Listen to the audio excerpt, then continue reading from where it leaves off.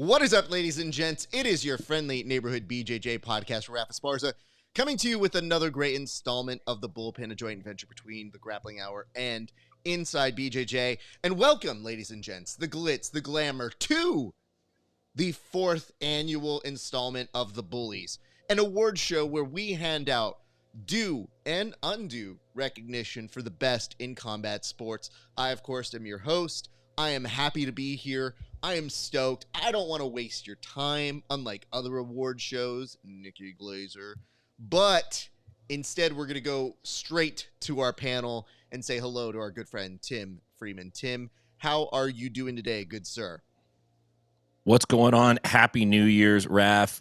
Great day today. I've been looking forward to our awards show all year last year. I've been taking notes, writing names down. There's nothing more than I like than being a bully. I can't wait to get started.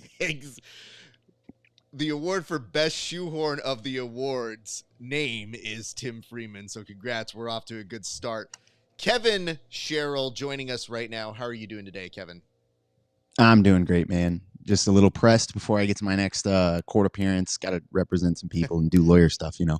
You, again, the shadiest lawyer of all time. And I'm being honest here in that you really are the Lionel Hutz of lawyers, where, you got the color, a little bit of what is the law? What even are we doing here in a courtroom? Now, if you want to go toe-to-toe on bird law, I'm ready to do that. Bird law is great. I'm glad that we do that. I'm more of a maritime law. If we're really discussing the awards and what they mean and what they are supposed to be, some people don't know the structure. Maybe they missed the previous 3 installments of the Bullies. But is there a category, perhaps, that you're a little sad didn't make the cut? And I wanted to give you each time to go ahead and express that. Tim, was there an award that you wish we were able to give away today? Yeah, I was hoping to give away worst social media influencer in jiu-jitsu award, but I guess that's a little too mean.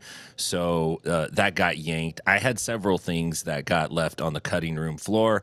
Some of them I can say and some of them I can't say, but that was one I was really looking forward to. I had a bunch of names on that list, but I can be the bigger man and move forward. Thank you for that. Kevin, were there any awards that you were sad to see go? Yeah, I was really disappointed that this year we're not doing the best bullpen co-host that's not Tim Freeman award. I thought the nominees in that category were extremely impressive this year, very interesting. And it's a shame they're not getting their moment to shine. It's not enough that you won the Willy Wonka Chocolate Factory. It's that you want an award for doing so. And I find that to be, it's a little gratuitous. Like, the award is being here, Kevin. Just remember that. You had to win something if it makes you feel better to be on the show as is. I would also like the award. There's no. If you guys haven't seen the Bullies this year, the awards we're sending out are absolutely incredible. I really want one for my shelf. That is fair. Tim, I'm looking at you, and I have to say I'm most proud of you because your suit has shine to it. Like, this feels like an appropriate amount of shine on your little collar here, if you would. Yeah, I was going to bust this out at the PGF grand finale, except I was laid up in bed with pneumonia, so it stayed on the rack. And I decided, what better of a day than to pull it out for our awards show? It's the Bullies, man. No expenses spared here. I'm going with the Nordstrom Rack tuxedo jacket. Hey, listen, bro. It gets the job done. And here in jiu-jitsu, I dare you to find people who have quality gis if they're going out there. They use those Walmart gis just like the rest of us. Listen, dude, I'm not above it. The very first gi I had was a judo gi, and I wore that baggy shit as a gift to my friends when they were grappling against me. And they were all like, you probably should get a real gi. And I was like, I don't want to. I don't know if I'm going to stay with this kind of a thing. It was so bad that BJJ HQ, when I tagged them, I was like, damn, that's cool. It'd be nice to have a second gi. Sent me the gi because they're like, brother, you know what? We don't know you. we get that you do this stuff. You should probably not be embarrassing. So shout out. Yeah, we just need to help. It's I was a benefactor of charity. We do have a note here. This is from Bujigatami, who says, an award show on a Monday afternoon? How was I supposed to get drunk for this? You don't listen, dude. Real champions don't ask how they're supposed to get drunk. They just get drunk. I forgot my dog was sleeping on stage with a microphone. I'm going to go fix that. Good Lord. All right. Go take care of that, Kevin. Will be rejoining us in just a few seconds. Can I say this? That even when Kevin gets off frame, he still looks incredibly shady. Like, I've never seen anybody go, I have to go for a legitimate reason, which is we could hear your dog on the broadcast. And then as he's leaving, slides out of the panel like, Yeah. like, Yeah. Bro, I didn't trust you to begin with. Now I really don't trust you. Yeah. What I want to know is who showed up at Kevin's house right now that caused the dog to start barking. That's, yeah. I think you and I off air have some names that could have actually been. And the bully goes to. The bully indeed goes to. Well, there's no better time like the present, so let's just switch to the board. So this year, we're starting off hot with some awards. Some are traditional that you're used to, some are not. The very first award will allow Tim Freeman to have free reign on telling us who he thought was most deserving of the most cringe moment of the year. Tim, have at, sir. Well, you know, thanks, Raph. This is one of those categories where there's lots of folks who are in contention. Like, most of the times in an award show, you have 4, maybe 5 people that are nominated. For most cringe moment of the year in jiu-jitsu, we could easily fill it up with 100 names. But this year, my pick goes out to the competitor who days before ADCC proclaimed himself the double gold winner, posted a fake acceptance speech, and wrote, winning ADCC 2024 was an incredible experience. And then he lost to a purple belt from Daisy Fresh. The internet ate well that day. Let's just say that. The award goes to Nicholas Marigali for his pre-ADCC gold medal speech, 2024's most cringe moment of the year. From me, Tim Freeman, to you, our loyal Bullpen followers. Okay. Well, thank you for that, Tim. Appreciate that. Kevin, I'm going to come to you next. We're looking for the most cringe moment of the year, sir. Yeah, I have a nominee. Okay. It's not going to beat Marigali, but I think it is important that we hundreds of possible cringe these moments every rich and deep award. Okay. But I got to give it to Mikey Musumeci, explaining to Demetrius Johnson how much he trains, where the math doesn't add up to the amount of hours in a week. How often do you train a week? About 18 hours a day. He just keeps rattling and rattling. And I've heard the defenses. I've heard people say like, well, he meant he would either do it this or this, and then maybe sometimes this. And I'm like, no. We know what he was doing. It's me telling the girl at the gym that I bench press about 500 pounds. It's Ron Burgundy when I can't remember her name. His love interest walks in and he's going 1,001, 1,002. That's exactly what was happening. My man saw a camera and decided to style, and we saw it. He thought we wouldn't notice, but we did. Okay. Let me take a minute here because I need a second to admonish young Kevin Sherrill for disrespecting Christina Applegate, who is one of the all-time greats in this world. Like, not just anybody. You're disrespecting Kelly Bundy. I would have accepted Kelly Bundy if you had it. But instead, you're sitting here being like, what's her name? Veronica Cordingstone? Like, any one of those would have worked. But you didn't remember the name of the reference. So I was pretty sure it was Veronica, but you know, it's almost worse when you guess and you're just, yeah, whatever. That part Vicky. is true. Nikki. Everybody knows who she is, right? It's Nikki. Yeah. The girl. Yeah, that All goes right. over well.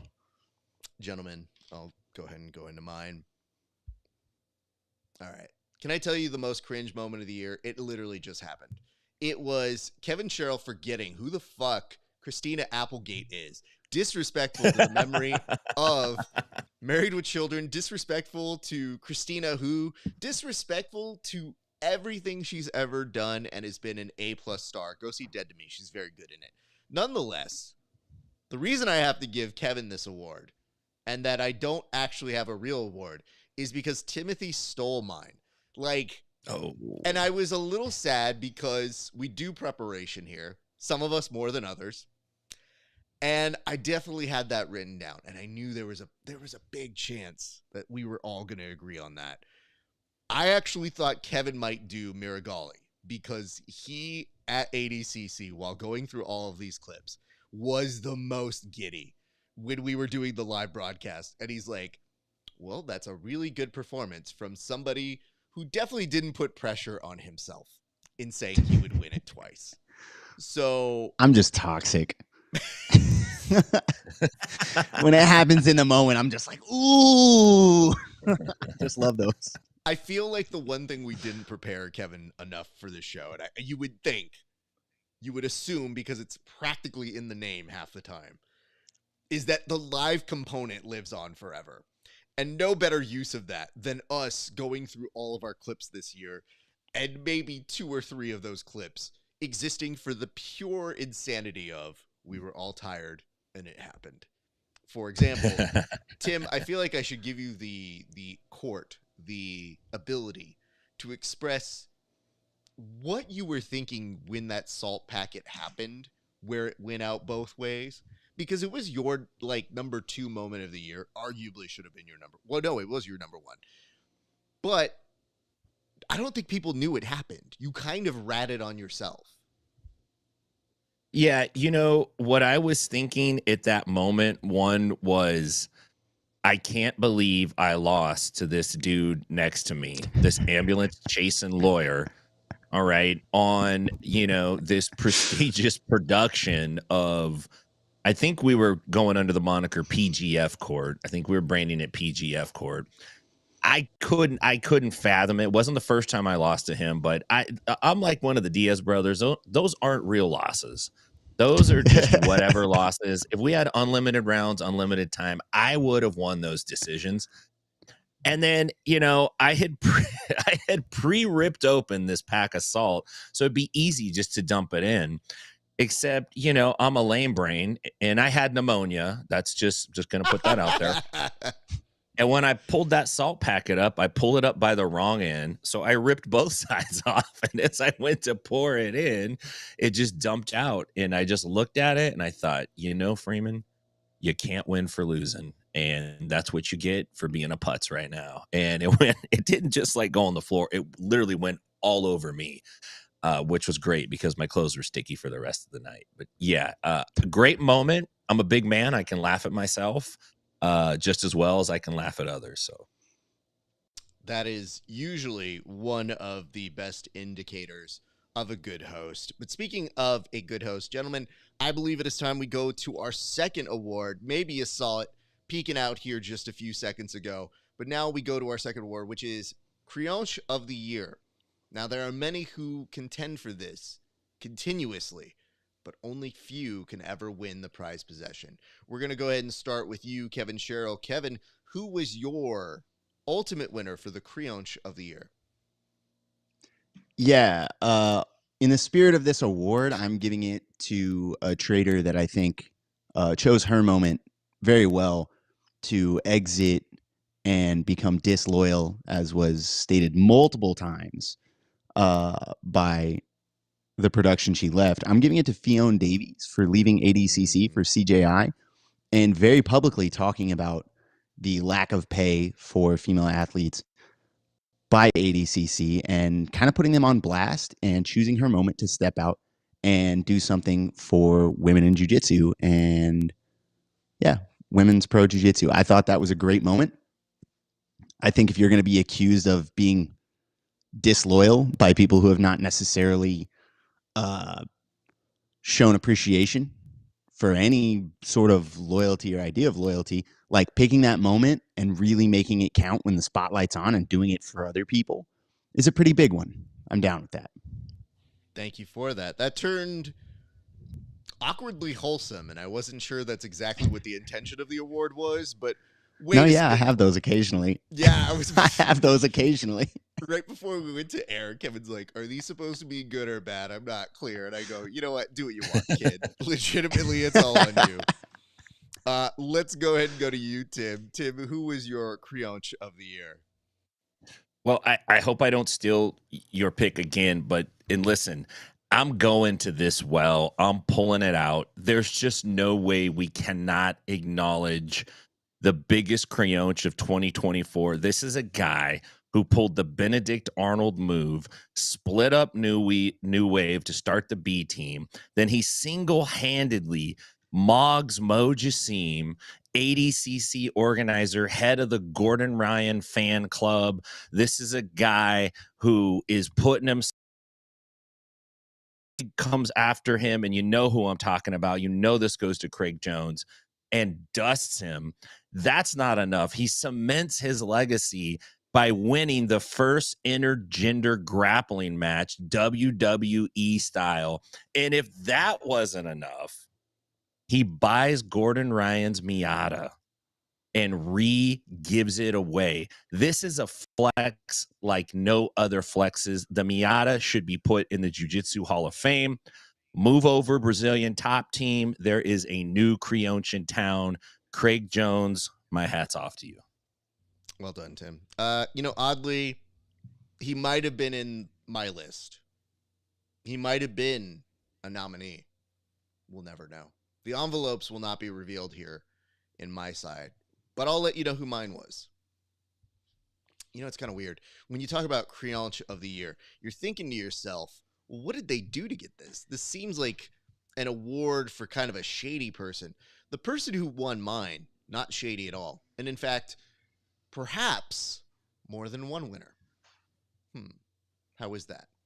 Perhaps it's somebody who started this all off by sliding into someone else's DMs. Oh, not usually a good start. But when they slid in, they said, hey, you got any of those Craig Jones Invitationals going on? Because before it was a thing, you need credibility. And how do you get credibility? Well, you need people who are very upstanding gentlemen. Perhaps a set of brothers. Perhaps the Tacketts, who were the first people publicly to go from ADCC to the Craig Jones Invitational. See, most people don't think about that. They might say Craig Jones. He is a creonch. I mean, Craig already said he wasn't going to do ADCC. So, what's he leaving here? And Fion definitely lended a large amount of legitimacy to this proceeding. Nonetheless, when the Tacketts said that they were going to come over from ADCC, being the first brothers to qualify in the same year and making history there, Tackett himself, a two-time trials winner, everybody took pause and said, oh, that means anybody could leave this. And not only did they do it in a upstanding way, they literally were the equivalent in jiu-jitsu of giving a 2-week notice. And I have to say, there's nothing that angers me more than professionalism. So, congratulations to the Tackett brothers, the split winners of the creonches of the year. That was a good one. That was a real good one, Raf. Thank you. Yeah. Thank you. But you know, the weird part is, I feel like next year it may be harder to top this list because these were people who, by definition, were creonches, but like a true movie, you could see why they did it. Like, they had their reasons. So, I feel like next year, I don't know that we really get these... We need someone to start Ninth Planet.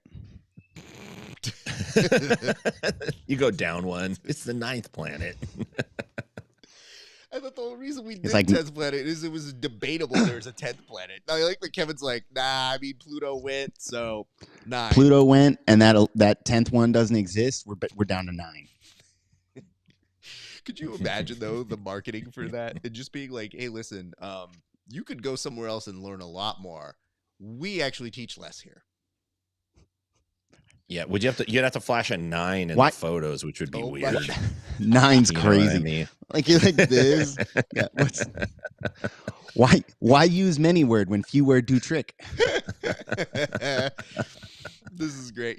Hey, listen, Buju Katami, you're right. There's no way you could have gotten drunk enough for this one. But nonetheless, we will go to our next award. Gentlemen, I'm happy to announce that next award is the worst moment in show. So this was the worst show moment. Tim, I'm going to go ahead and start off with you, sir. Well, this is easy because I have a lot of grievances with the show, and I'm going back to this. Yes, I am, damn it. Bullpen Court is a travesty of justice, and here's why. And this is an easy one. Look, and I'm going to digress just a tiny bit. I got time. First of all, Kevin in studio, worst moment, period. Worst moment. I was like, oh no, I know this is going to be a problem. And then we get into a very heated debate. It's super big on the legal game right now, and that is Snickers versus Sour Patch Kids. I tied Kevin up in this argument like a little baby with a shoestring, and at the end, I interrupted Judge Judy and lost the whole damn case. And I think if you go back and look, there were lots of bad moments, but that was a true miscarriage of justice. That's the worst moment of 2024. Everybody knows, and Kevin, you know this too. Sour Patch Kids all day over Snickers. I'm out. Okay. I'm not looking back. We don't do that here. We live in the moment. This car doesn't have rear view mirrors. I want to point It is an this out. absolute danger. Let's take Tim's full screen off and show my reaction because I certainly have one. I'll ask you, Kevin, do you have a reaction to that first? We don't live in the past at this law firm. I mean, We only move forward. which is very difficult to figure out what happened in the past. You're like, doesn't matter. Now we're just looking forward. Don't have that kind of memory. I've already left the courthouse. I don't even remember what I had for Litigation lunch. has nothing to do with the past, by the way. Let me. What's see your if record? Good. let me see if I figure this out. So we have an open-ended question here for worst show moment, and you would think that would be for other shows. Tim, why did you make that about our show? Because we're the ones supposed to be making fun of other people, and you made it about us. That's right, because when I wrote that topic, that was fresh on my mind. I'm like, I can't believe I lost this damn court case. I'm legitimately pissed about my court record right now. Right here, Tim, because we can address this right now.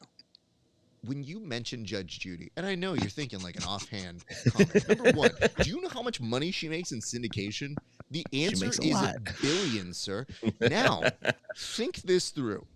Is a billionaire going to sit there if you insult her and say, you win? Like, Judge Judy don't take no mess. So why do you think I should? Well, number one, because you are our Judge Judy in our price range. Yep. Respectfully, there's a billion reasons.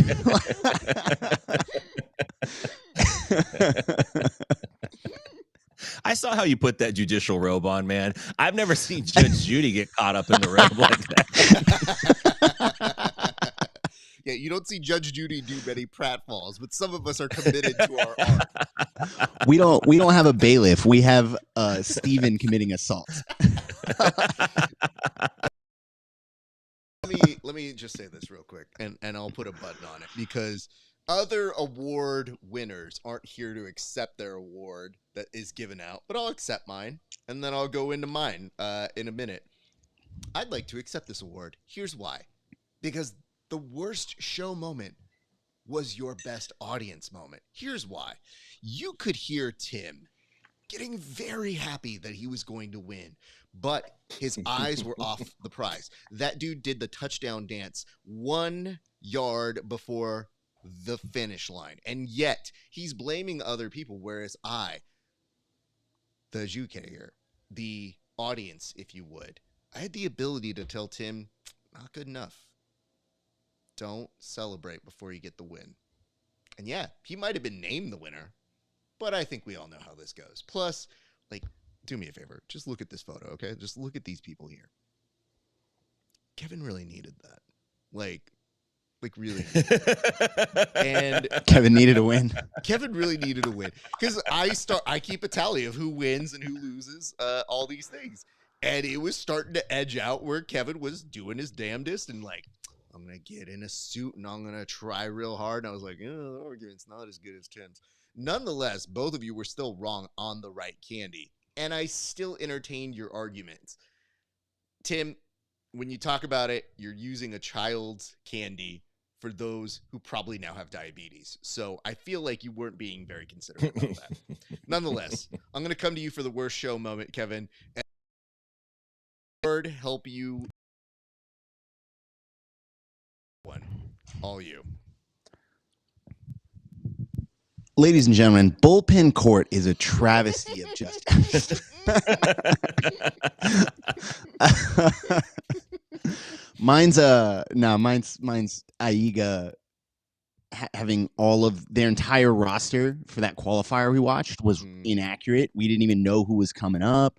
We didn't understand, like, they sent out promotional material as if certain people, Andy Varela, would be on the team, and then those people weren't on the team, and then like people would swap out randomly, whatever. I just think it was incredibly mishandled. And when your only product, you're $1 million show, and your only product is the talent you have on the roster, and you mess up telling people what talent is on the roster, it kind of feels like you did it intentionally, and I don't really get down with that.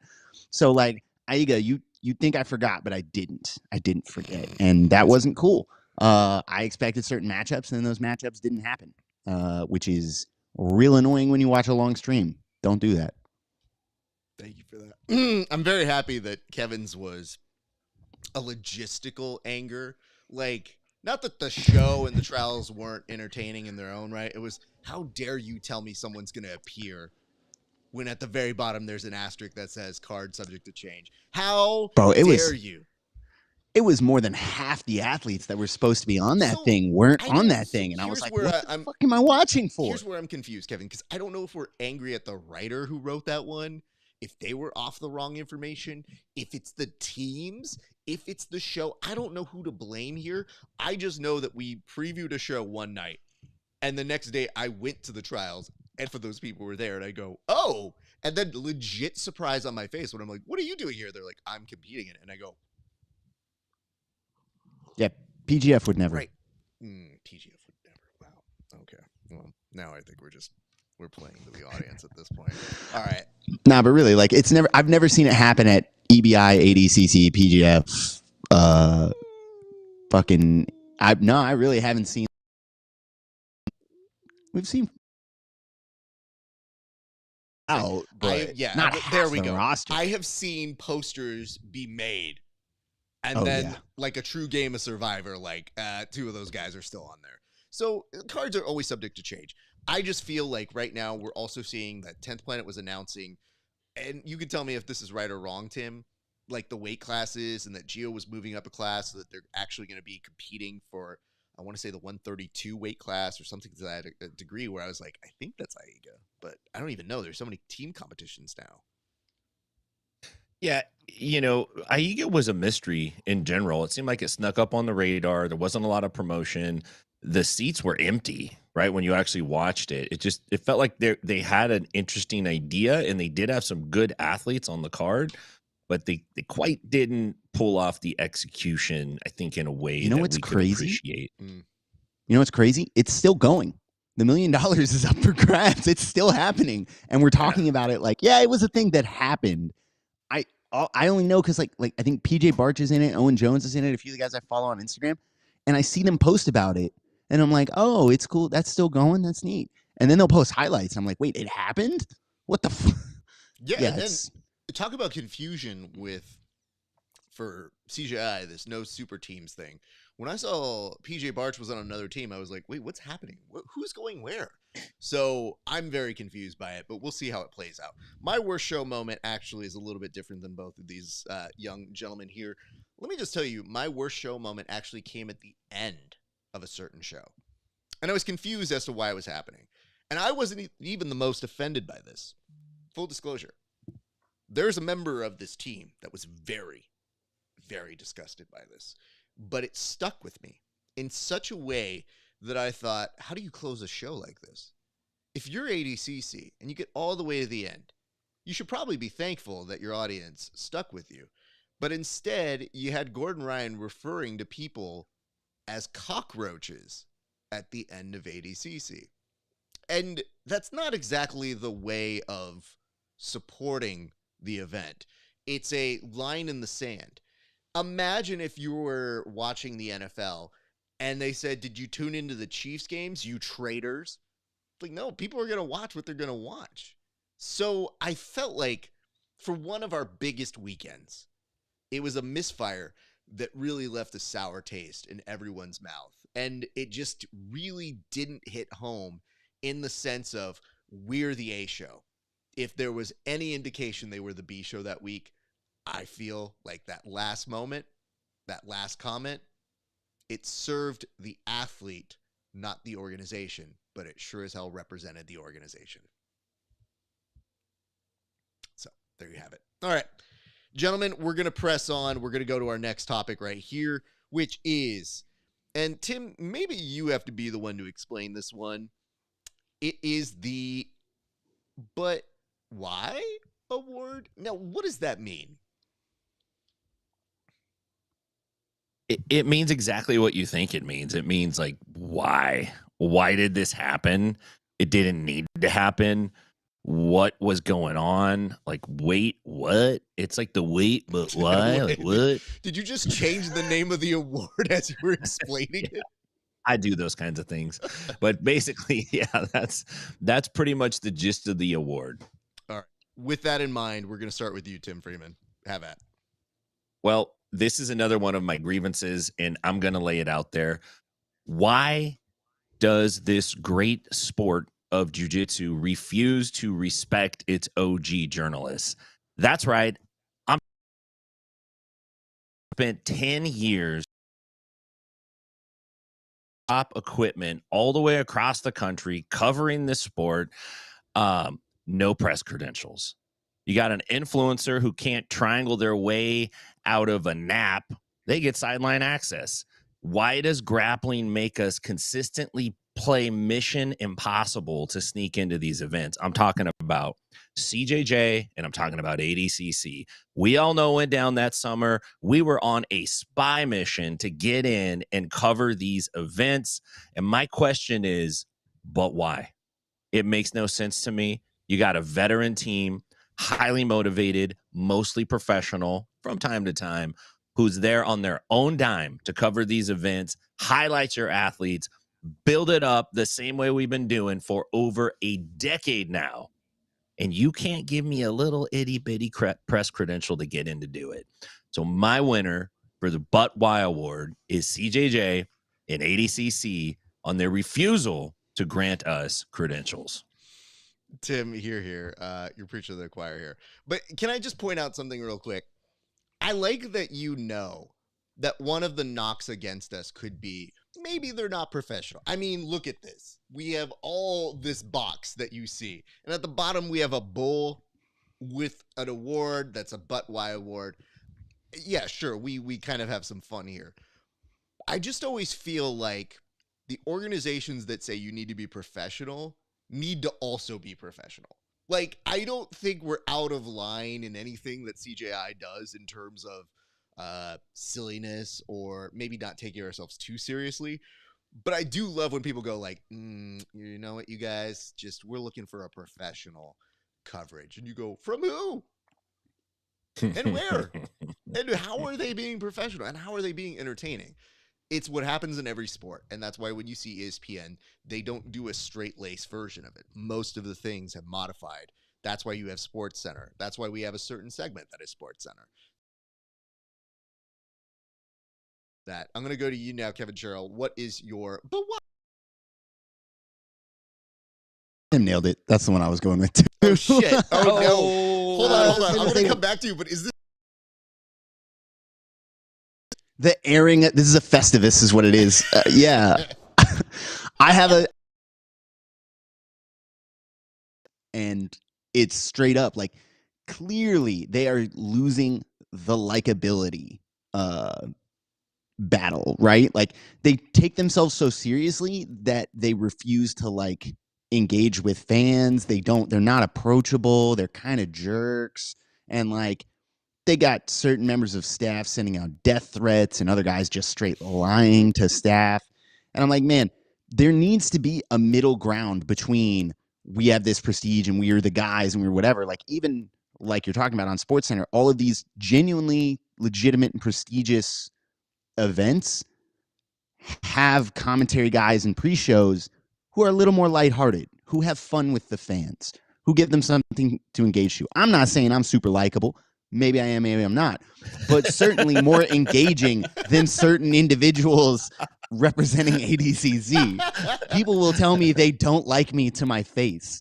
I was at Fight to Win this weekend, and I flipped off Elijah Carlton, and we had a nice laugh about it, and it was super fun, which jiu-jitsu is not a very professional industry. Frankly, it's incredibly informal. We fight in pajamas. We can afford to be a little less informal or a little more informal with our presentation, a little more likable, and engage with this small but close-knit community we have. So maybe people don't know Elijah the way you know Elijah, but I feel like all you were doing in true earnestness was really when you flipped them the bird was just saying hi. Like that's his version of hi. And I feel call. like there's probably a part of him that really just looked at you and was like, tear. Oh, he cracked up. Yeah. His team didn't think it was very funny. He thought it was funny. I did it right before two of our blue belts had a match. So we were like walking out for Fight to Win. So we walked past him and I went, hey, what's up, bro? So let me get this straight. You didn't pick the end of the match where it might have been more appropriate. You picked it going into war, like, oh, and he was like, damn, gotta respect that. Oh, you can't do it at the end of the match because if we win, I look like I'm a dick. And if we lose, like, I don't know how he's taking it. And if we lose, I really look like I'm a dick. You got to do it before.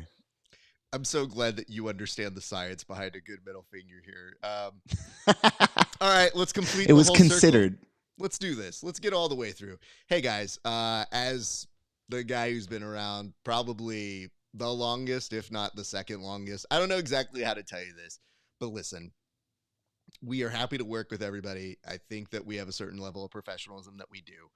My biggest gripe is this, the inconsistent rulings that happen. So when you talk about, but why? Listen, I'm pretty good. I do all the follow-up emails. There's a great amount of respect that we tend to have for these organizations. But it's so weird that the inconsistent rulings that happen between things are, oh, well, we need this from this person or this from this person. For us, I think you could say this. Between the collective group of people, even just on this panel, I don't think you could accuse us of not interviewing or being supportive of the sport. And I think one misnomer I want to make sure that we take care of here is one thing that I've heard about people in the past is that they think that people who report on this stuff just want the free tickets. And I'll tell you something, if you see the hours that are put into this whole little machine that we do here, there is no free to it. It is time. And not only is it time, it's investment. Like we are invested in these athletes. We spend a great deal talking with them, helping them. Behind the scenes, there's a lot of stuff that you don't see that both those gentlemen on this panel do extensively to try and help build, because we're all trying to build and create a foundation here. What I would say to you is this. When I send the emails or I send the texts, I am looking to do it the right way. And the problem with both ADCC and CJI is we had to do a guerrilla style filmmaking to get interviews. Access, that's all we need. We have our own equipment. We can do all the stuff. But there is a reason you saw our presentation look almost like we had press credentials. It's because we found our ways in to doing what we needed to do. In the future, I would love to just be able to send a note that says, hey, on-site coverage guy, and watch how the coverage gets better. But That's assuming they want the coverage to get better. Maybe they just want to do it all in-house. Sure. Do whatever you want. Part of making it better and, more importantly, covering it from different angles. Because I would never assume that we're the only game in town that have the angles. And I would tell you, it's best served when you have a multitude of perspectives that show it off. Because then maybe you're showing why it's unique for multiple reasons rather than the one narrative you've got. That's all. Thank you for a wonderful year, by the way, everybody. So anyway, there is that. I'll be sending out my Christmas cards sometime in May. Gentlemen, we're going to go now into our next award, which is Best Use of the Pit Wall. Now, there's a couple organizations, perhaps some homely organizations or gyms that are putting together their own pit walls. I guess the question is, who utilized it best? I'm going to come to you first, Kevin Sherrill. Andrew Tackett taking Nicky Ryan's back off the wall. It was incredible. He took a running start and hit a sliding arm drag straight to Nicky Ryan's back. Nicky Ryan is kind of good at this jiu-jitsu thing. Andrew Tackett just showed off what might be the highest percentage back take we're going to see for a while. Studying that after the fact was really eye-opening. Liked it a lot. That's easy big credit. Thank you for that, Kevin. We're now going to go to you, Tim. Well, for me, there's only one that can win this, and this has to go to Daniel Sattler hitting a flying triangle armbar off the pit wall against Matheus Costa. And Costa tried to turn it into a power bomb. All credit to him. He tried to power bomb Sattler, and Sattler was just like, here, hold my acai. I'm about to armbar your ass. And he pulled it off in great fashion. And when you go back and watch it, you can see the dials turning in Sattler's head as he starts to make his way up the side of this wall and eventually ascends to the top. And you see the light bulb where he's like, I'm about to jump. And he just jumps with reckless abandon. To Costa's credit, he did identify the jump, but he doesn't train flying power bombs. He trains armbar escapes. He wasn't ready for it, and Sattler finished him with the arm lock. It was a great, great example of how exciting the pit wall can be. And I'm picking that as my 2024 best use of the pit wall. Very nice there, Tim. I appreciate you guys for your contributions there. I would like to kind of modify this very quickly because I don't know if I remember exactly which one it was. So I'm going to have to utilize the collective will of the board here. Was it Pat Downey and Luke Rockhold who both butt scoot to one each other? Yeah. Okay. Yes. That's fine. That was hilarious. I thought you were... No, I got this. Let me just say, here's the reason why I felt like that one in particular was the best use of the pit wall. First of all, nobody really considered using it as a slide, so take that. Number two, nobody considered using it as more than just a presentation into the match. They're just like, haha, I have arrived.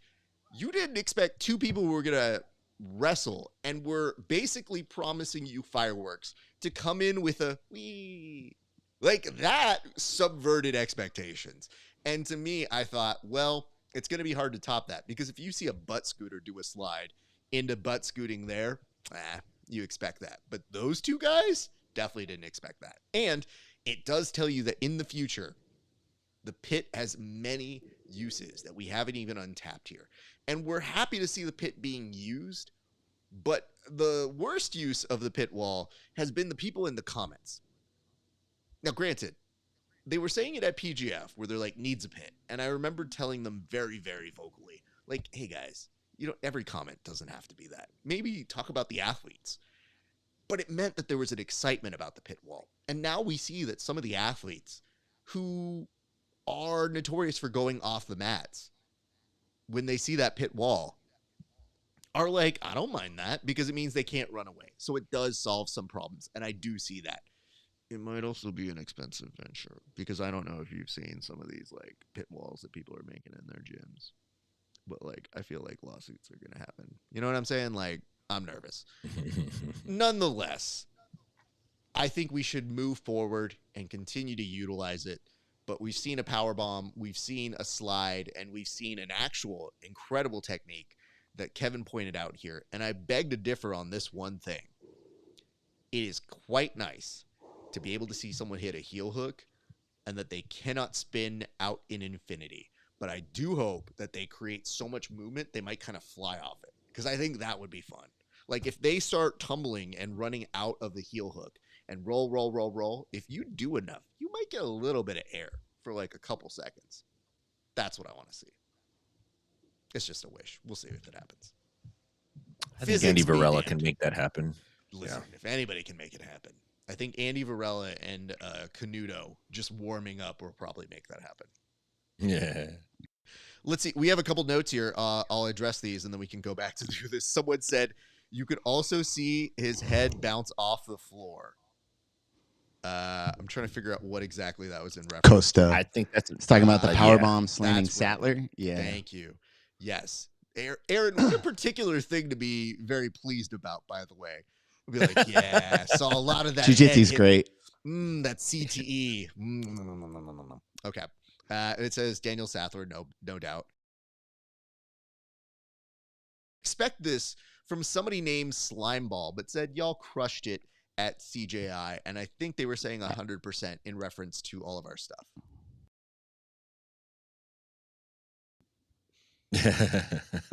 That's when I have the mustache. That's the one I use.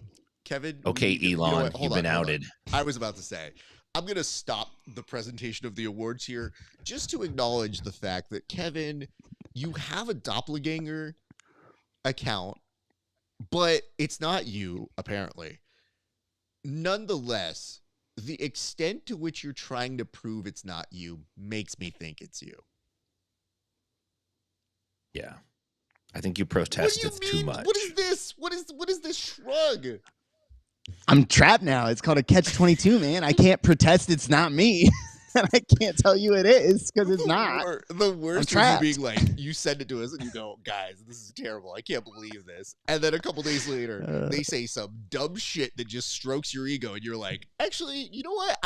You're a cool dog. There's more than one. There's a Kevin fan page out there that was pretty active for a couple of years. And I have no idea who it is. And they were just posting like insider information. So like it has to be someone I know.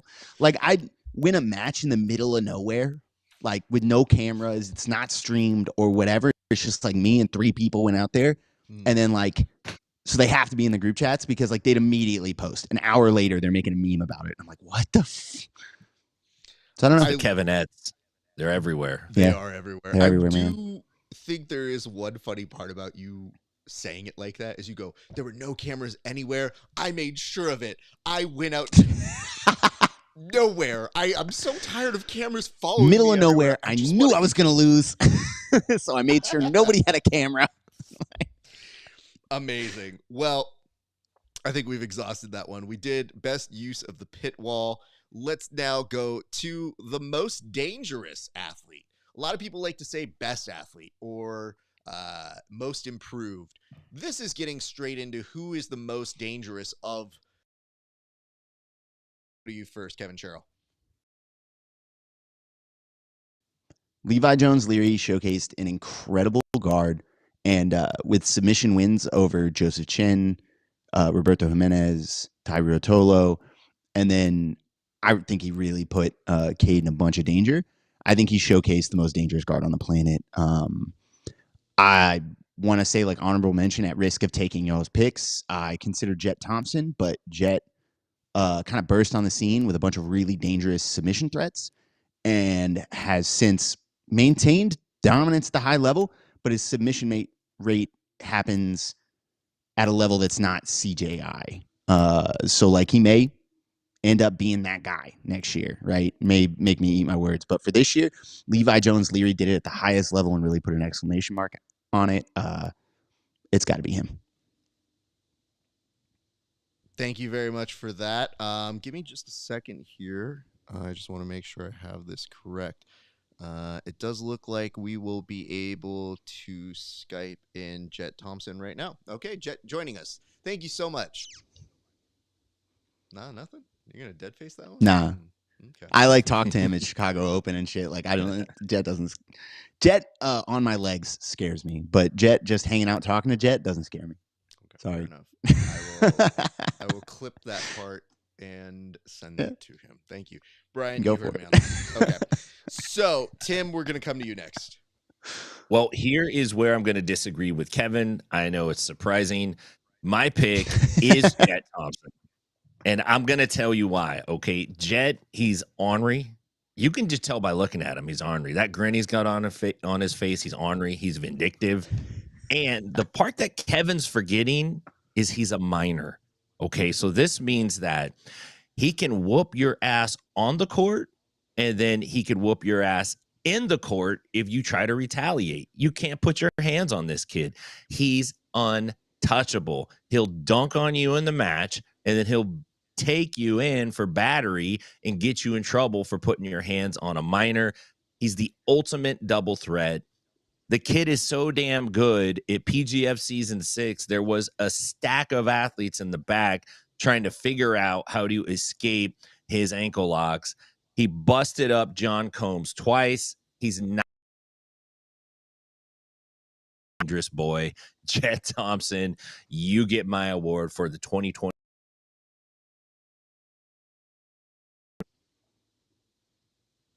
Thank you for that, Tim. I do want to point this out. It is pretty funny that you guys mentioned this because I had somebody text me that they're stoked that they're going to be at a competition and in the same category as Jet Thompson.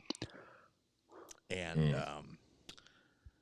all I could say was RIP your leg. And my boy hit me back with RIP his shoulder. And I said, oh, you know what, dude? I support you. Yep. Love the energy. I'm here for it. I just thought, I don't know that I'm the right person that's receptive to this because I've seen what happened at PGF. And I want all my dogs to eat. Okay. I want all my friends to eat. It's just, maybe you could visualize a world in which you won by advantage. Now, I know it's not sexy. I know it's not cool, but like, let's play within the world that we are currently given. That's all. I mean, ADCC is a very, very friendly Jet Thompson world because he could start pulling guard, even if you out wrestle him. The Zombieland 2. You know, I love the enthusiasm. You'll be the first to die. Yeah. So, shout out to Aaron Sheffield with that comment. Mateus Shizinski is a solid nominee. I do appreciate that. And, you know, the spell check be damned was not going to come through for what Aaron Sheffield here did not capitalize the M or the S. I think at some point it just gave up on him and said, if you're sending this dude, that's on you. I do want to. This guy writing the alphabet? What's he doing? And shout out to the homie, Brian, who has already cut the social media footage. Thank you on that, Brian. You are a rock star. We love you. All right, let me tell you my most dangerous athlete. I think this moniker might be dead, but I'm going to revive it. How do you guys forget about the world's most dangerous athlete, Ken Shamrock? Like, it's the branding. What am I supposed to do? Am I supposed to anoint somebody the new world's most dangerous athlete? And yeah, you've got two people giving very different answers here. You got Kevin Sherrill saying like, hey, listen, Levi Jones Leary. Nobody has that guy as dangerous. But if you think about it, the guard is quite impressive. You got Tim that's saying, oh, what about Jet Thompson? A terror in that world. That makes sense. But what about Marcin Marsulovic? Thank you. Aaron, you and me, same time. If you want to talk about the boogeyman season 6, Marcin. And to the point where people were like, I don't want to match with that guy. I won't even name names. Maybe even people on this panel said it. I don't know. Put it into their contract that they weren't going to show up in a match against Marcin. Seen here meditating so that he would not look bad in a match. Now back to full screen me, just so we can reveal what Kevin does in between answers. You know what's weird is I get caught so often, and I don't call you out enough on it. But like the amount that you were on your phone is impressive, Kevin. for a guy that's like, I'm getting rid of my social media, but I can't quit you. I love you. Someone sent me their matchup for an ADCC Open, and I know the opponent. It's one other competitor in their bracket and is asking for strategy. And I'm like, all right, this is how you approach the when you're on air. This is when bro, you choose to respond. I have so many jobs. Do you know what I'm doing after this? I don't stop until about 10:30. I hop in the car. I'm going and I'm running kids class, and then I'm training myself for Nogi, and then I'm running competitor class. And I'll leave there at 9:30, drive an hour and a half to get back here. And then I'm done. Get it. You're a single mom trying to raise 2 kids. It's fine. For real, man. I'm just saying, like, I won't have a chance to text back for like 7 hours. You have a chance to text back? Good Lord. You have your phone on you when you were teaching class. I've never seen a more appropriate person being like, all right, so the gi goes like this. Hold on. Oh, that's good. I'm going to save that one for me. And just do something like this. Like, wrap it around. It's all good. You guys got it. Do that 5 more times. I'm actually not on my phone in class, except to run a timer. I take my job very seriously. Thank you. You know what? I'm going to put one of my jobs very seriously. Kevin's going to be the worst of us when we finally get my wish. When I finally get my wish that we're on ESPN or Fox, my enemy will not be the audience, the suits, the networks. It's us. Like, I know what's happening now. So I'm going to have a blue belt to just yank my phone out of my hand when in between cuts. So let's put this out. Jeff and blew the guy a kiss. That's scary. That is accurate. I would agree with that. And then, of course, okay, what's going on here by BMAC? BMAC, we're giving out awards. So I assume since we do it, we'll see you do it in about a week. And then... Yeah, you just got most dangerous athlete. BMAC, what are you doing? Ben Vaught says, Kevin Business Sherrill. So speaking of not paying attention to things, did you happen to pay attention to any part of the show when you were not on the last time, Kevin? No. I was told to go back and watch it. You were told to go back. Some of my students were like, "Bro, it was a good one. Some stuff came up. You should go back and watch it." I didn't know what they were alluding to, and I don't know. You know what? Hey, credit to your students. 1, for watching. That means they're paying more attention than you. 2, for not revealing what it was, because I thought for sure you would have known what it was we're referring to here. I will see if I have the ability to pull it up. But for the time being, we're going to move on from World's Most Dangerous Athlete. So mine was Marcin. We're going to go now to the next award, which is Best Karate Integration Award. Now, of course, a lot of jiu-jitsu is all let's make it up as we go, but nothing is as prestigious as karate. I think we can all agree that. So why don't we go now to one Kevin Sherrill, who will give his award for Best Karate Integration. Okay. The best karate integration into your jiu-jitsu has to go to Cade Ruotolo, to Mateus Diniz at CJI. With it. I love that we exist in a sport where you can punch a guy a few times and throw a leg kick, and the ref goes, "Hey, man, not real cool."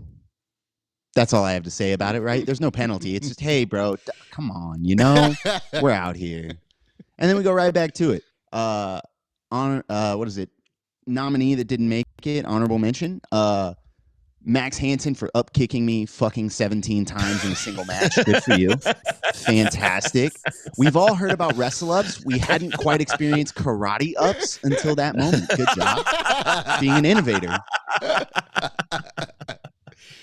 It's really funny because we saw it happen, and it does make sense that you would have feelings about it. Honestly, I'm not mad at you. I think it's an appropriate award to give out. Listen, someone can only kick you in the chest so many times before it feels personal.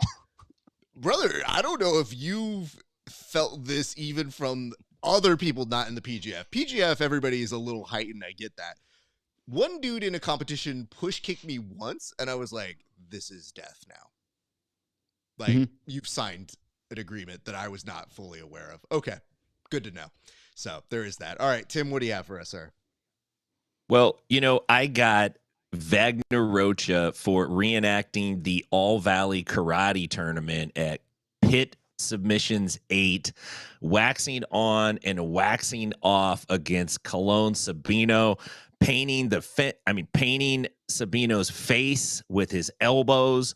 The only thing missing from that was the beloved crane kick. And we've seen Wagner dust that crane kick off when he kicked AJ off the stage. Kind of hard to kick somebody out of the pit, but maybe we'll see that. Use that ramp wall like you talked about and kick him out of the pit. But it's got to go to Wagner. He put a clinic on Sabino. And I'm not talking about jiu-jitsu. I'm talking about karate integration. Nice job, Wagner. You proved your point, and you went home the winner. Thank you for that, Tim. You know, gents, as we do these awards, there are some that are facetious in nature, and then some that I kind of see like, oh, okay, I just don't know what this is. When you sent this to me, Tim, I said, best karate integration? Okay, I might have to stretch the imagination to figure out what that means. Well, that to me says, who is the most Chuck Norris like? Really? Because he does the karate, right? Do we even know? Like, guys, it's been so long. I don't even know. Like, the Karate Kid isn't even the Karate Kid. He's doing, like, fucking all the martial arts now. So you got to be, like, the MMA kid if you're doing this sort of stuff. I guess what I can tell you is the best karate integration is, and I hate saying this begrudgingly, but listen, you brand something Mexican karate, you should win this award every year. Here's why. I'm mad that I didn't brand Mexican karate first because it sold very well. And more importantly, nothing's weirder than seeing your friends at different gyms all wearing Mexican karate as t-shirts. So hats off to you, B team. Well done on that. But if we're talking about straight out who's slapping each other with kung fu-like precision, I think mine goes out to Andy Varela. Because listen, that dude slapped the shit out of Jet Thompson, and Jet smiled as well. But Andy wanted to introduce a competition. Do you really want to compete? Miller said, I do. It's fun. Let's do this. And I thought, all right, that put both of those boys over. So congratulations to them, and congratulations to the use of the Best Karate Integration Award. Not a fake award in the least. We're now going to go to our next topic here. This is the Trendsetter of the Year. Tim, I'm going to have you start off. Trendsetter of the Year. So, you know, I got an honorable mention here, and I'm glad he jumped on the line. And I wrote this down last night when I was writing my thoughts down. Number one is the commish, Brandon McCaffrey. Who else could make wearing sunglasses indoors look so cool, yet ridiculous at the same time?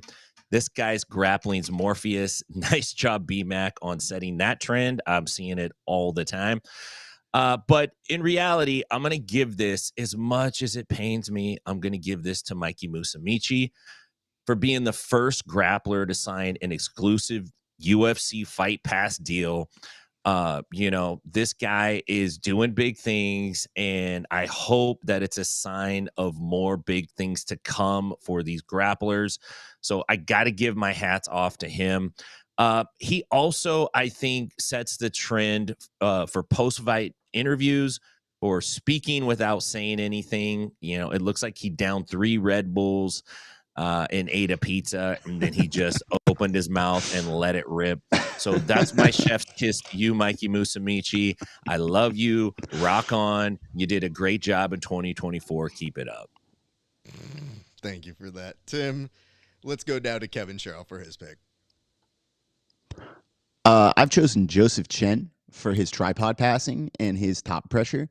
If you've been watching the competitive scene, it has shifted the way people play the top position. Low head position is back, baby. People are already trying to release DVDs on how to deal with it and how to figure it out. Like, this is my answer to his answer to our answer.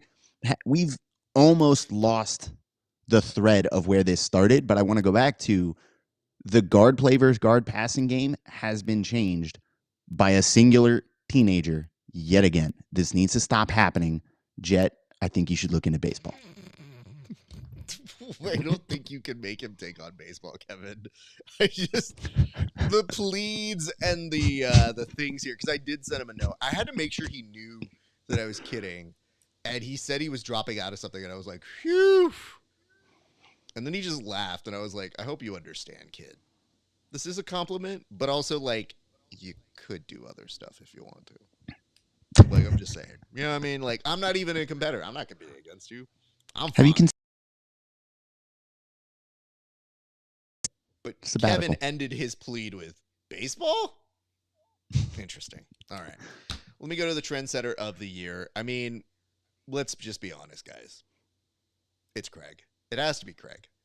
Because no matter what branding you get, Craig is at the forefront of it. And I want to say, obviously, it could be for CJI. It's a pretty notable achievement in 1 year.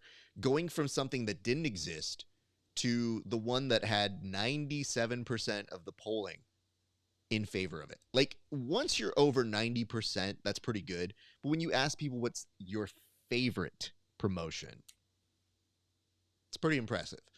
I think the larger achievement is his ability to trend set with what is referred to now as parts unblown, because he's taking the format of one Anthony Bourdain and saying, like, but what if it was me? And you think to yourself, yeah, I kind of would watch that. And I feel like he is starting to reach in ways to broaden the sport and in creative ways that I don't think I see anybody else doing. And I actually have to commend Kevin on that, because I've seen people with his pick with Joseph Chen aggressively using that passing as well. Didn't even occur to me, but that's how meta I think Kevin gets on some of these. That I would agree that is a very solid pick. I almost didn't expect him to have a real answer, so it did confuse me slightly for a moment. But nonetheless, it was a good one. So good work here, team. As we figured out the trendsetter of the year, we now move to the next topic, which is comeback of the year. I'm going to start with you, Kevin. Who do you have for the comeback of the year? I have Hanato Canuto coming back to competitive jiu-jitsu and having an incredible breakout year. He was on a lot of he got a win over is kind of hard to do. He had a phenomenal year coming back after saying, I wasn't really interested in competing anymore. I was kind of focused on coaching. Came back, set the world on fire. Great job, man. CJI, PGF, UFC Fight Pass, all of the biggest shows. Good job. Thank you very much for that. Let's go now. By the way, in case you're wondering, you can see a new interview with Canuto coming up this week on Grappling Hour. But if you're a subscriber to the Grappling Hour Patreon, you've already seen it. Nonetheless, it is coming out this week, and I just want to amend one thing on what Kevin was saying. It wasn't that he was less on competing as much as the focus was going to become MMA. And then he got these lucrative offers to do like CJI and Fight Pass Invitational. But we did talk about that and what to expect in the year 2025. Nonetheless, plug over. Kevin, thank you for yours. Tim, we go to you. Believe it or not, there was a tie for first place for me. And yeah, these two guys had stellar comebacks in 2024. Great jiu-jitsu, great determination, grit, all the things that you want to see out of a combat athlete, these guys had. The first is Nicky Ryan, after a rough 2023, injury-plagued, ups and downs, comes back to who's number one, 23, becomes only the second person in history to submit JT Torres. It was quite the flex, and you could see from the look on Nicky Ryan's face, he was relieved, and he was also excited and pumped up for the future. So hats off to him. And he ties with Roberto Cyborg Abreu. This is a guy that has been banned for PEDs, benched for 3 years, but somehow still managed to win 80cc bronze. This guy's like the Terminator, but with wrist locks. Hats off to you, Roberto Abreu. Somehow you won bronze, even though you were banned. So comeback player of the year. Good job. Much for that. Before I get to mine, if I'm looking at my phone, which I don't do as much as some people here, you can see what Kevin is doing with his time because he is, as the show is going on, sharing videos. Now, it's an impressive. What did I share? feat. What happened? You shared this one of your boy Sergio, and it just tells me it was 23 minutes ago. What were we doing 23 minutes ago? Let me just double check here real quick. Oh, it was this show. Thank you, Kevin. Yeah, clearly And- Raph or Tim was talking. And I was No, like, hold yep, on. not my turn yet. No, that's fine. I understand that part. But I'm going to ask you a quick question. I just want a real answer on that one. Have you shared the show? Yeah. Where It's on my actual profile. this show Yeah. that's happening right now? Oh, the one that's currently happening? Yes, the one that we're doing. Can you do that? Like a lawyer. Oh, This okay. one? You You know mean what? actually this one? Can you do that? Yes, you can. We're gonna have a good Oh. fair. Yep. Okay. Someone have like a YouTube video on how to share that? I don't know, Back to man. me. All right, I'm gonna mute him. Hey, you guys want to know who my comeback of the year is? I'll tell you. It's pretty simple. It's Kim Kardashian. Done. Good for her. Now, some of you guys might be asking yourself, like, "Wow, how did she get comeback of the year?" Well, did you see the video? Her, Ray J, all those years ago? I mean, there was definitely cum on the back on that one. And I just wrote a check out to the estate of Chris Pratt, where I stole that joke from, on the set of Parks and Recreation. Anyway, all right. Oh, who's my real- yeah. I remember that from the outtakes. Exactly. Good It's a job. very Good poll. one. Good poll. Thank you. Comeback of the year. How do I say this? I mean, listen, guys, you pick some great people. Canuto, A+.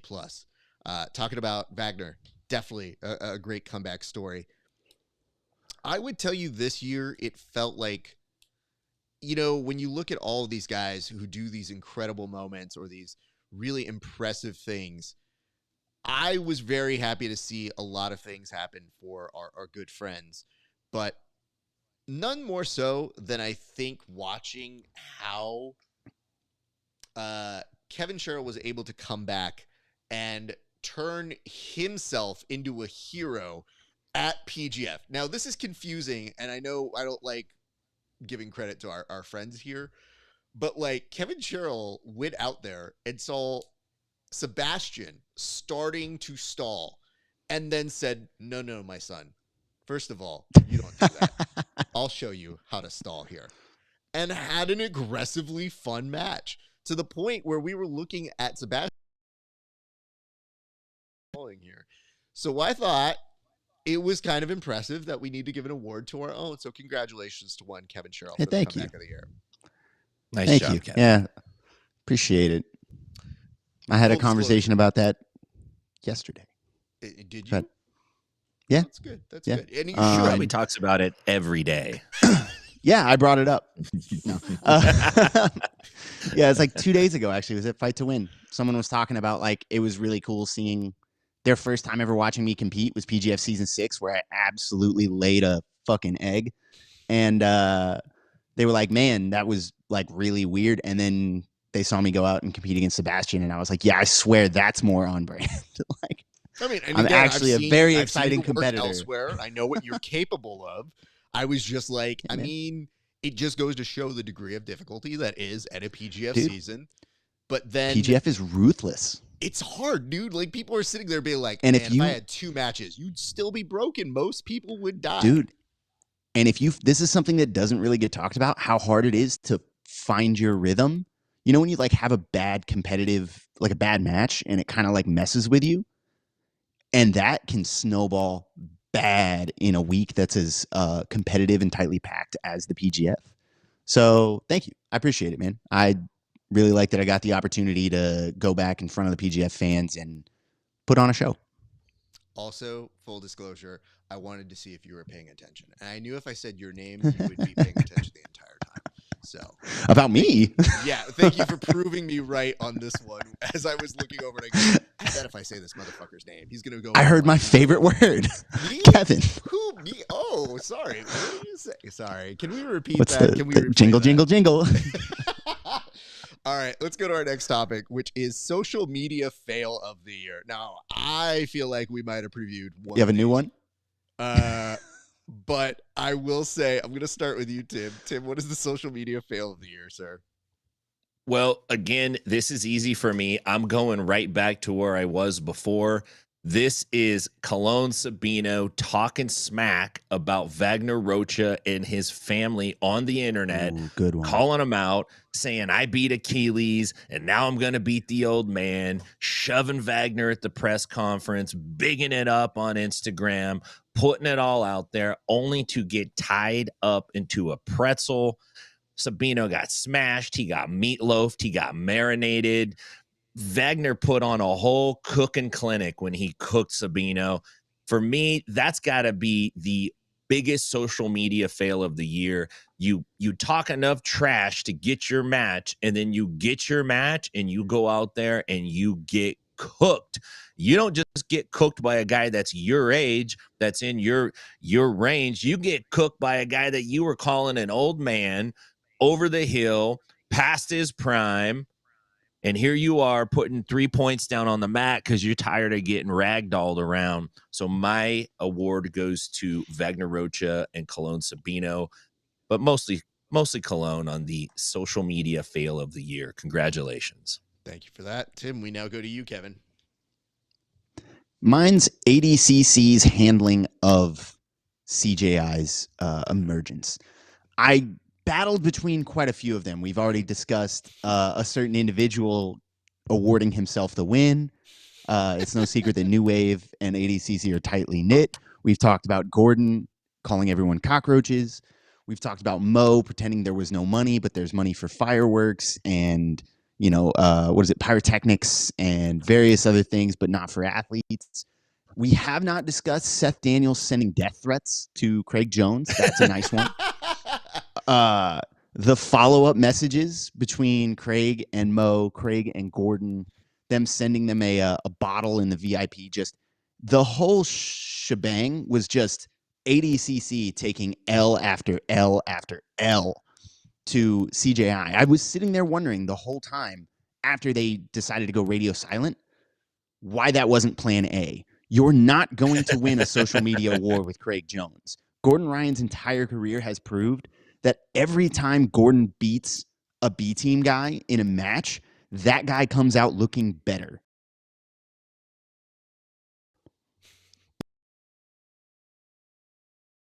Has to be biggest social media fail is ADCC's failure to handle CJI emerging as a genuine show. Thank you for that. Mine is not going to be too far off from Kevin's. I'll just say this. The social media fail of the year was actually the fans in the group chat who were defending ADCC. While we were looking for our best of year clips, there was a couple clips where I went on the offense and I was explaining why certain arguments that people were making about the emergence of CJI were dumb. And you had people talking about loyalty. How dare you do this? Hey, I can't believe this. This might be a one and done. Like every one of the arguments that I refuted in there, it seemed based from real comments from people in the community who were mad at the mere existence, the thought of CJI. And yet, after that event, crickets. Guess what? It was a good event. And we mentioned earlier, better than ADCC this year. And the thing is, deep down inside, the fact that those people who were so vocal became so quiet and mayhaps turned into appreciators. I think that's the social media fail of the year, because those people were so angry and they were espousing about loyalty in a way that's like, they're using examples from their own life. That's like, I once had a guy at my gym do this. And it's like, that has nothing to do with ADCC or CJI. Thank you for your irrelevant analysis. I have to tell you, from my perspective, nothing was funnier than seeing people be made to become appreciators of a competitor. And I think there's one thing to learn from that, which is our ecosystem in jiu-jitsu is for years, ADCC the case. This year we found out that something that didn't exist in March is now the top promotion in jiu-jitsu. So it begs to differ that in the next few years, yes, that could change again. Our ecosystem could change again. But it tells you that everything you think you know about the sport is on unstable ground. And that, yes, the future is unwritten. So don't just come into this thinking there's one way to do it. Be open and receptive to it. And you might get what may just be listed here in a couple categories as the match of the year. Just saying. Among others. Gentlemen, we need to press on to our last couple topics here. And I guess it's a good segue into promotion of the year. Kevin, I'm going to start with you, sir. Yeah, the Professional Grappling Federation. I think CJI obviously is going to get its due. But the PGF growing organically over years and finally getting to step out there and be the show and really grassroots its way to the top. Not to take anything away from CJI, but I really like how organically it's grown into something special. There's a lot more of the people that were there when we were competing, training, putting on a show at 10th Planet Decatur in the gym that are still involved with it now that it's hit the big screen. And it's still growing massively and gaining momentum. I'm going to give it to PGF. Thank you. Totally unbiased. Yeah, I was about to say the check has cleared. Thank you for that. Let's go to you, Tim. Let me just check my Venmo real quick and make sure that came through on mine as well. There's lots of great promotions this year. Is a product become really elevated compared to what we've seen, say, the last decade. Lots of big names out there, Subversive being one of them. I thought that Eddie Bravo and the whole Jiu-Jitsu Overdose promotion really killed it. That was a great, great concept. They pulled it off very well. And as much as it pains me, I have to agree with Kevin. The PGF for me, top of the line when it comes to the promotions, not just the matches themselves, but the build-up, the documentaries, the interviews, the lead-ins. All of those things went into making this a great product this year. Yeah, there were some complaints. And let's just get this out there. Look, Raf's talking about Reddit Jiu-Jitsu. That's who he's talking about when he's talking about the fans. There were lots of complaints on there. It's too much free Jiu-Jitsu. Oh, my gosh, I can't track it all. If that's the biggest complaint about your promotion is that there's too much good free stuff, then you're doing something right. I feel like the PGF nailed it. I feel like they're highly responsive to the events. They're responsive to the fans. Even in-event changes get made based on direct feedback about what's happening. And if a competitor starts gaming the rules, they tighten them up. If they feel like the matches are too tight, they might loosen them up. And that's something that we just don't see right now out of all of the promotions. So my hat's got to go off to Brandon McCaffrey and the PGF crew. They did an outstanding job this year with not one, but two events in the same year that spanned multiple of grappling. They did a fantastic job, and I just don't see any other way you can look past that. Thank you very much, Tim. All right. I'll get you guys with mine. Do you expect me not to say the PGF? Like, I don't know what to tell you guys. Yeah, you could say that we're a little biased here because we are the pre and post show for that. But you would think that that would also, by default, make us more critical of those that we're not invited to. But I would say a nice, worthy second place goes to Craig Jones Invitational. It was a great event. It went out of nowhere. A lot of really good stuff happened. Memorable moments. Epic. All time. But I want to bring this one argument up to your attention. People literally die at the PGF and yet want to come back. Why is that? There's something about it when you are there that feels magical. It feels like you're a part of something that is growing the sport. exponentially. It's not to say that other organizations don't grow the sport, and perhaps they do it in one shots of adrenaline at a time. The PGF has a nice sustainability. It goes for an entire week. People get at least 12 matches if they don't die. And for me, I always think to myself, people are willing to do so much to get into that one, and the prize money isn't even as big as it is for CJI and other events. There is something to it. I have great hopes for it. I hope we continue to be a part of it. At current plan, we are very much a part of it, but so if you guys really want to attack us for saying this one, even though we're a part of it, then let me just go ahead and just complete the sentence for you guys. How about best promotion of the year that I was invited to? There you go. You can say that. Because it's not like we didn't try to get invited to the other ones. It's just, stuff didn't work out. But who knows? This year, maybe we see us at the Craig Jones Invitational, perhaps as a pre or post show. We would love to do that. We're open to doing that. But it will not necessarily take away what they did. But at the same point, if you look at the consistency of the PGF, very, very high and classy, and we are happy to be a small part of it. So we look forward to Season 8, which looks to be even more insane. So, gentlemen, we now come to our last topic, I believe, of the year. Let me just double check this real quick to make sure I'm not losing any of these. But yes, we now are at the very last presentation topic, and that one is going to be match of the year. I guess my question to you both is, are we all picking the same one here? We'll start with you, Tim.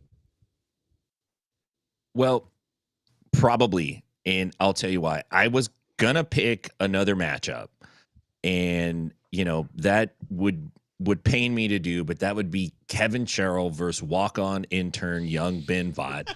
And I because he's giving off mad stepdad vibes right now with that beard. And I think it would have been awesome if he would have just smoked Ben with that beard. But he didn't have the beard, so I can't give it to him. I'm sorry, Kevin. Plus, you already won an award. Man. So yeah, I can't wait to get too many. It's aggressive. Sorry about that. So I'm going to pick the match that you're all going to pick, and that's Cade Rotolo versus Andrew Tackett at CJI semifinals. This is a match that had more scrambles than IHOP on a Sunday. It was going mad. I was in the audience. My heart was beating. I was standing up. My head was sweating. It was the only moment where I had to kind of check myself and go, okay, keep it professional. You're not a fan right now. You're just a dude covering this event. But damn, that was an exciting match. And I think it really set a high tone for CJI. Basically, this is what we can do with the right athletes. With this format, we could put matches on like this. It was a super exciting match. And there was $1 million down the line for these guys. And a lot of these guys we know, we've talked to, we've been around. We know what their life is like. We know what their life story is like. That's life-changing money. That was a very exciting match. Both guys brought it. So my picks got to go to Cade Rotolo and Andrew Tackett. Thank you, Tim Freeman. We now go to Kevin Sherrill, who will share his match of the year. We'll see if it's pretty much the one that everybody is probably It's the one. It's Cade Rotolo and Andrew Tackett. I mean, you can put the camera on me and we can talk about it again. I'm just going to steal everything Tim said bar for bar. I feel bad for Levi. Like, he got this close to $1 million. His match with Cade was the second most exciting. The finals match was the second most. He just was this close to everything. So I feel bad for him, but it's Andrew Tackett and Cade Rotolo.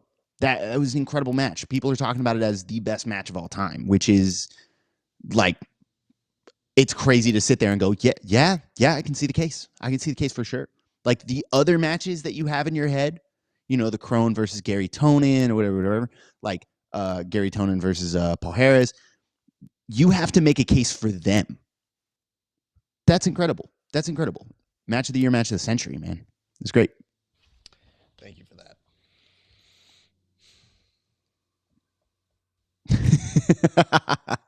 This is why going It's a third pickle, right? sucks.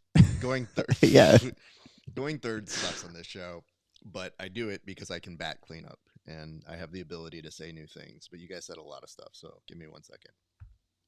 All right, here we go. Here's what I want to tell you about this match of the year that I think is a little different than what my esteemed colleagues bring up. It met the expectations. If you really think about it, we were so hyped for this event. And $1 million, the stakes could not have been higher in our sport. And yet, in that tournament, where we were all excited by the participants, and you thought many of them were dream matches.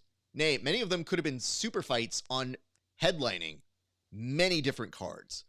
Nonetheless, this one worked for this reason. It was the right time for the two competitors who were at arguably, maybe, not even sure yet, perhaps the prime of their career. And they were able to display all the components of jiu-jitsu that you want. Excitement, versatility, technique, speed, aggression, and all done in the confines of a new predictive element in the pit. Because a lot of us want to project what we think could happen in the pit, and those guys made it feasible. They showed you the extent of using every inch of that little arena to make something work. And yet, in many ways, you could see one of them, maybe both of them, figuring out how they could game the system for $1 million. And it was not the $1 million match. And yet that didn't seem to matter. To them, it seemed like a secondary thought, which was, hey, let's just put on a show. And these are two beloved set of brothers that have earned a reputation for an incredible amount of matches throughout their careers. But I know that Kevin mentioned the Gary Tonin and Rousimar Palhares match. I feel like this is perhaps the next decade's version of that. Because you could show that to anybody, like you could with Gary Tonin and Rousimar. You could show that, and somebody who doesn't do jiu-jitsu goes, oh, that's kind of cool.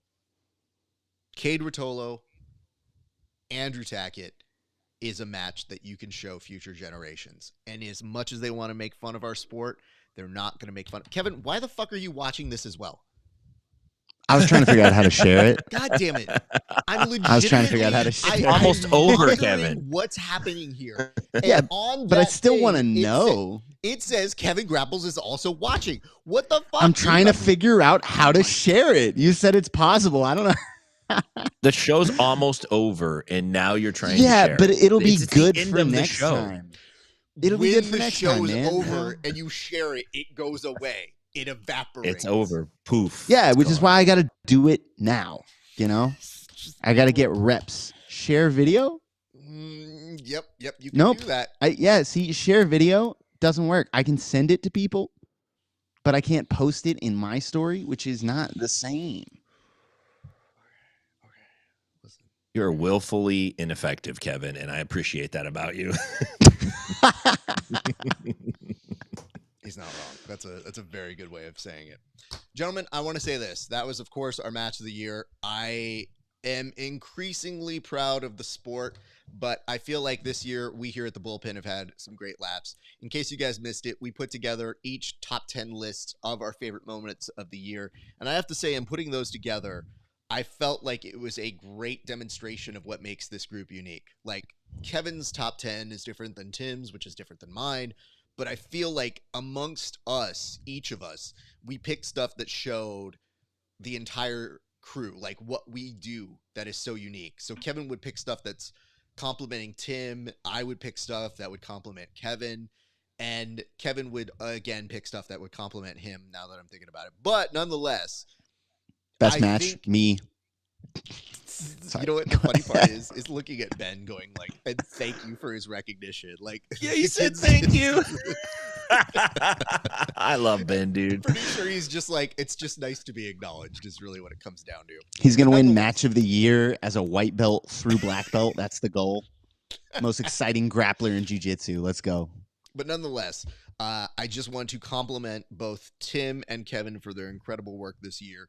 I think that you guys demonstrate a positive light in covering this sport. So you guys should take that and know that I am very happy with the work that we've done this year. And, obviously these are some gags in the middle of it, but at its core, we are acknowledging some of the best moments in the sport while also kind of calling out and making fun of the less than good stuff. But at its core, very good stuff. So I'll let you guys, do you have anything left to say? I'll give you just a second to say what you want to say and recap the year and in anticipation for what you think may happen in 2025. I'll start with you, Kevin.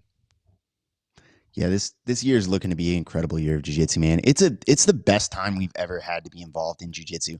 We've got the PGF, we've got CJI, we've got all of the copycats that are trying to get. However that makes you feel as an established or